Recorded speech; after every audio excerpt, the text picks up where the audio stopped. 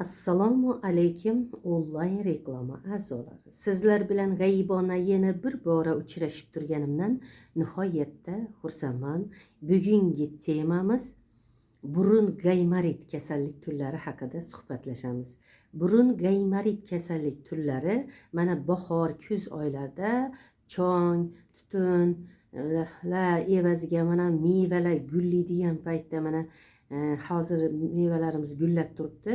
Shu paytda burun gaymarit kasali, allergik asma bronxit ham shu tariqasida qo'zadi. Shu kunlarda ko'proq shunaqa bemorlarimiz uchrab turibdi. Hozirgi kunda mana bizga murojaat qilib, burun gaymaritni operatsiya qilgandan keyin burun gaymaritda burunda o'simta ham paydo bo'ladi. O'simta paydo bo'lgandan keyin uni agar jarrohlik yo'li qiladigan bo'lsangiz, ichki organga qarab metastaz berish alomatlari ham uchrab turadi.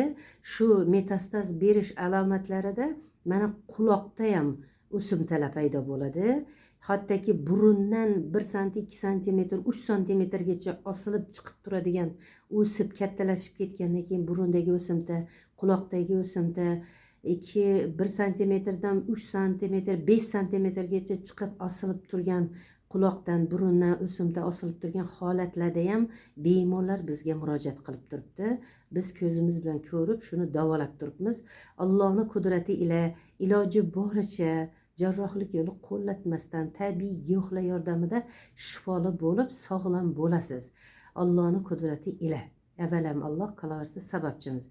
Jarrohlik yo'li iloji boricha qo'llatmaslik kerak. Qo'llatadigan bo'lsangiz baribir bitta nonniga 2 ta 3 ta bo'lib ketadi burundan, ayniqsa burundan quloqdan osilib chiqib ketishi sababi birinchi burundagi etni operatsiya qilib deymizmi, jarrohlik yo'li qo'llab deymizmi, olingandan keyin burundan qayta o'sib chiqadi. 2 ta 3 ta bo'ladi bitta nonniga, quloqdan ham o'sib chiqadi.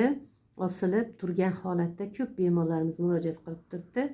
Shunaqa holatda bizning Nur Aziz sog'lomlashtirish markazimizning tabiiy giyohlari, malham siroplari yordamida 100% sog'lom bo'ladi Allohning qudrati ila.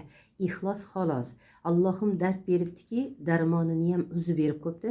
Faqat ixlos qilib o'rnida giyohlarimizdan, malham siroplarimizdan vaqtida foydalansangiz sog'lom bo'lasiz.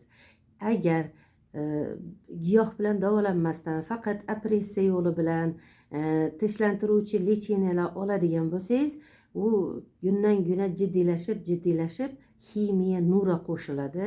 Ximiya nur olganingizdan keyin уже inson ma'lum foizga so'nib boradi, so'nib boradi. U holatda ahvol jiddiylashadi keyin. Uni hech nima qilib bo'lmaydi keyin.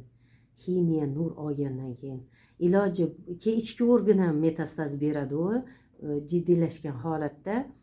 Shuning uchun jiddiylashtirmasdan, qayta operatsiya qilmasdan, tinchlantiruvchi lecheniya olmasdan tabiiy giyohlardan foydalanib sog'lom bo'lasiz.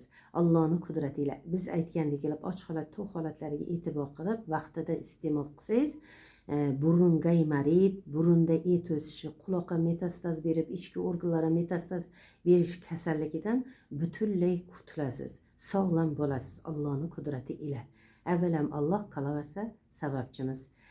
Layklaringizni bosaveringlar. Qanchalik layk bossanglar, shunchalik savobga ega bo'lasizlar. Bitta laykingiz bilan Allohning uyida bitta tuya so'p, ro'za Ramazon oyida 1000 ta ro'zadorga iftorlik bergan savobga ega bo'lasizlar. Shuning uchun layklaringizni bosaveringlar. Hech kimga laykdan pul kirinchisi yo'q. Shuning uchun faqatgina yaxshilik tarafga ko'proq odamlar tarqalib, ko'proq odamlar bizni videolarimizni ko'rishi uchun layk bosish kerak. Layk bosgan insonga shu aytib o'tganimdek savobga ega bo'ladi. Sog' bo'linglar, omon bo'linglar, layklaringizni bosaveringlar.